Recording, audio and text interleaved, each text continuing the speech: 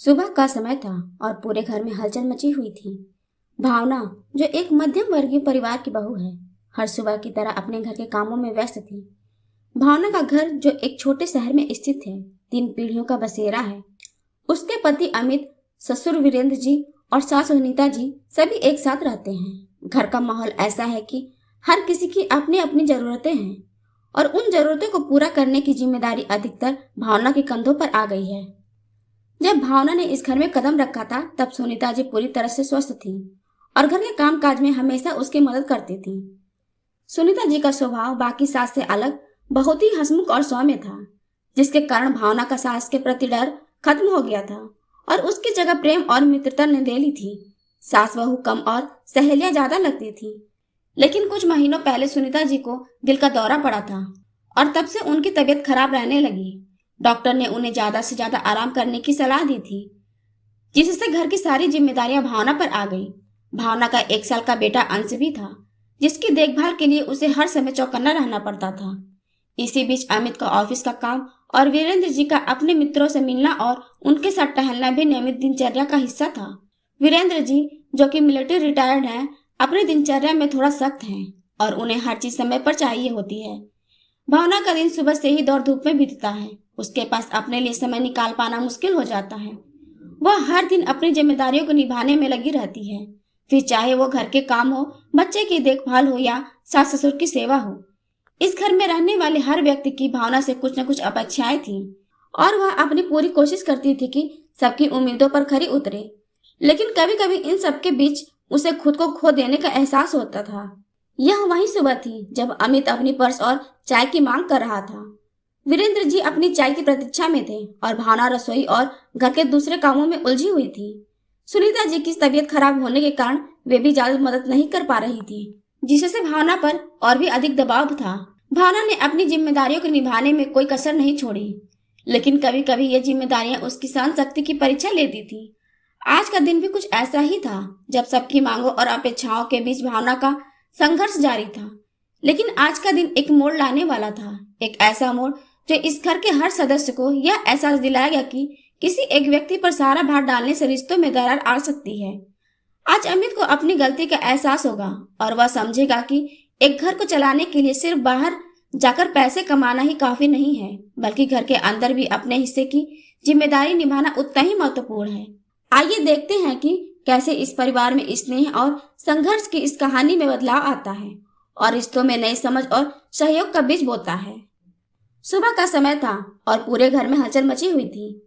अमित, भावना का पति, पर्स ढूंढते हुए चिल्ला रहा था, भावना, मेरी पर्स कहाँ है?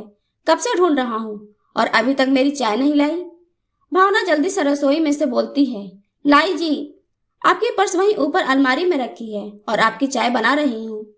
अमित का गुस्सा थमने का नाम नहीं ले रहा था। अभी तक बना रही हो? क्या कर रही थी सुबह से? जल्दी ऊपर आकर मेरा पर्स निकालो, पता नहीं कहाँ रखी है।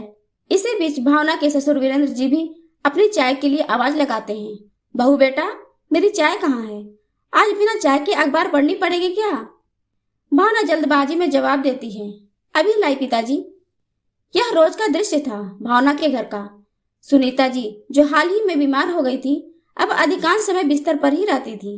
घर की सारी जिम्मेदारियां भावना पर आ गई थी।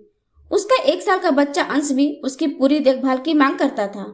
रसोई में काम करते हुए भावना ने अपनी सास से कहा, माँ, आप बस अंश को थोड़ी देर संभाल लीजिए, मैं सब देख लूंगी। सुनीता जी ने बच्चा संभालते हुए सहमति में सिर हिलाया। भावना के काम खत्म करने के बाद अमित ऑफिस के लिए निकल गया। वीरेंद्र जी टहलने चले गए और सुनीता जी बच्चे को संभालते हुए बैठी रही। भावना ने चाय का कप लेकर सुनीता जी के कमरे में प्रवेश किया। माँ, अंश सो गया क्या? भावना ने पूछा। हाँ बेटा, सो गया। बैठो, तुम मेरे पास इधर। और यह सिर्फ चाय क्यों? तुम्हारा नाश्ता कहाँ है? सुनीता जी ने चिंता जताते हुए पूछा। भावना ने थकी हुई आवाज में जवाब दिया, माँ, अभी कुछ खाने का मन नहीं है। सुनीता जी समझाते हुए कहा, सुन बेटा, शरीर को मशीन मत बना, थोड़ा खुद को भी 2 पल का समय दे। क्यों सबके पीछे इतना दौड़ती है? सब छोटे बच्चे थोड़े ही हैं, अपना काम खुद कर सकते हैं। तभी वीरेंद्र जी कमरे में आते हुए बोले, आज मटर की कचौड़ी और हरे धनिया की चटनी बनाना बहू।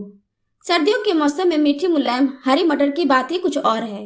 हर समय थोड़े ही मिलती है। मैं तो यह बेस्वाद दलिया नहीं खाऊंगा। भावना ने मुस्कुराते हुए जवाब दिया। कोई बात नहीं पिताजी, आज आपको बेस्वाद दलिया नहीं, मटर की कचौड़ी और तीखी मीठी दोनों चटनी के साथ मिलेगी। रसोई में जाते हुए भावना ने सोचा कि कैसे वह सबकी जरूरतों को पूरा करने की कोशिश करती रहती है। तभी अचानक अमित का गुस्से में चिल्लाने की आवाज आई। भावना, यह फाइल कहाँ रखी है? मुझे नहीं पता, मैंने तुम्हारी फाइल को नहीं हाथ लगाया। भावना ने रोते हुए जवाब दिया। अमित और भी गुस्से में बोलता रहा। यह मेरा घर है, तुम्हारे पिता का नहीं। मैं जो चाहे जहाँ चाहे रखूंगा। तुमसे कितनी बार कहा है कि मेरी चीजों को हाथ मत लगाया करो। सुनीता जी ने यह सुनकर दुखी मन से कहा। सही कहा बेटा, औरतों का तो कोई घर ही नहीं होता। शादी के पहले पिता का और भाई का घर होता है, शादी के बाद पति का और बुढ़ापे में बेटे का। लड़कियों को जन्म लेते ही लोग सिखाने लगते हैं कि तुमको तो किसी और के घर जाना है, यह घर तुम्हारा नहीं, तुम तो किसी और की अमानत हो। शादी के बाद किसी अनजान को अपना मान लेना और उसकी पसंद के हिसाब से रहना, उसके पसंद के कपड़े, उसकी पसंद का खाना सब अपना लेती है। सोती जागती भी किसी और के हिसाब से ही है। उसके हिस्से में तो कुछ पल का आराम भी नहीं है। सिर्फ दुख और दर्द उसके अपने हैं और उसका अपना कुछ भी नहीं। अमित ने गलती का एहसास करते हुए कहा। माँ, आप यहाँ क्या बोल रही हैं? मेरे कहने का यह मतलब नहीं था। मेरी एक फाइल नहीं मिल रही है, ऑफिस में भी नहीं थी, तो मुझे लगा भावना ने कहीं रख दी है और उस फाइल के बिना मेरी मीटिंग भी कैंसिल हो गई। वीरेंद्र जी ने गुस्से में कहा। तो उसमें बहू का क्या दोष है? तुम्हारी माँ सही कह रही है। बोलने से पहले सोच लिया करो किसी से क्या बोलना है। बहू सुबह से ही घर के कामों में लग जाती है। रात को भी हम खा पीकर आराम कर रहे होते हैं, लेकिन तब भी वह कामों में ही लगी रहती है। हम यह भी भूल जाते हैं कि जैसे हमें किसी के गलत व्यवहार से दुख होता है, वैसे ही उसे भी होता होगा। तुम तो सुबह तैयार होकर ऑफिस के लिए निकल जाते हो। कभी यह सोचा है कि तुम्हारे पीछे तुम्हारे माता पिता, बच्चे और घर का ध्यान कौन रखता है? ऑफिस से आने पर भी गर्मा गर्म चाय, नाश्ता, खाना सब मिलता है। उस समय की व्यवस्था कौन करता है? अमित ने शर्मिंदगी महसूस करते हुए कहा। बस करिए पिताजी, मैं अपनी गलती समझ चुका हूँ। मुझे माफ कर दो भावना, मुझसे बहुत बड़ी गलती हो गई है। आगे से ऐसा कुछ नहीं होगा जिससे तुम्हें तकलीफ हो। अब से मैं भी जितनी हो सके तुम्हारी मदद करूंगा और इसकी शुरुआत आज से ही होगी, बल्कि अभी से ही होगी। आप सब लोग के लिए मैं अभी गर्मा गर्म अदरक वाली चाय बनाकर लाता हूँ। भावना ने अपने आंसू पोंछते हुए हल्की मुस्कान के साथ अमित की ओर देखा। यह एक नई शुरुआत थी, एक नए समझ और सहयोग का वादा। अमित ने किचन में जाकर चाय बनाने की तैयारी शुरू की। वीरेंद्र जी और सुनीता जी ने भी भावना की तरफ देखते हुए मुस्कुराए। घर का माहौल अब थोड़ा हल्का और सकारात्मक महसूस होने लगा था। कुछ देर बाद अमित ने सभी के लिए अदरक वाली चाय बनाई और सबको लाकर दिया। सबने मिलकर चाय पीते हुए बातचीत शुरू की। वीरेंद्र जी ने कहा, अमित, हमें सबकी मदद करनी चाहिए और एक दूसरे के कामों में हाथ बटाना चाहिए। यही परिवार का असली मतलब है। सुनीता जी ने भावना से कहा, बेटा, आज से तुम सिर्फ घर के कामों में नहीं उलझोगी। अब अमित भी तुम्हारी मदद करेगा और मैं भी जैसे जैसे ठीक होती जाऊंगी तुम्हारे साथ रहूंगी। भावना ने आभार व्यक्त करते हुए कहा, माँ, पिताजी, अमित, आज आपने जो कहा उससे मेरा मन हल्का हो गया। मुझे लगता है कि अब मैं सबके साथ मिलकर इस घर को और भी बेहतर बना पाऊंगी। अमित ने भावना की तरफ देखते हुए कहा, हमेशा याद रखना भावना, हम सब एक परिवार हैं और परिवार का मतलब ही होता है एक दूसरे की खुशी और दुख में साथ देना। अब से हम मिलकर घर के सारे काम करेंगे और तुम्हें कभी अकेला महसूस नहीं होने देंगे। इस घटना के बाद से घर का माहौल बदल गया। अमित और वीरेंद्र जी ने नियमित रूप से घर के कामों में भावना की मदद करना शुरू कर दिया। सुनीता जी भी धीरे धीरे ठीक होने लगी और उन्होंने भी घर के छोटे मोटे कामों में हाथ बटाना शुरू कर दिया। भावना को अब अपने लिए भी समय मिलने लगा।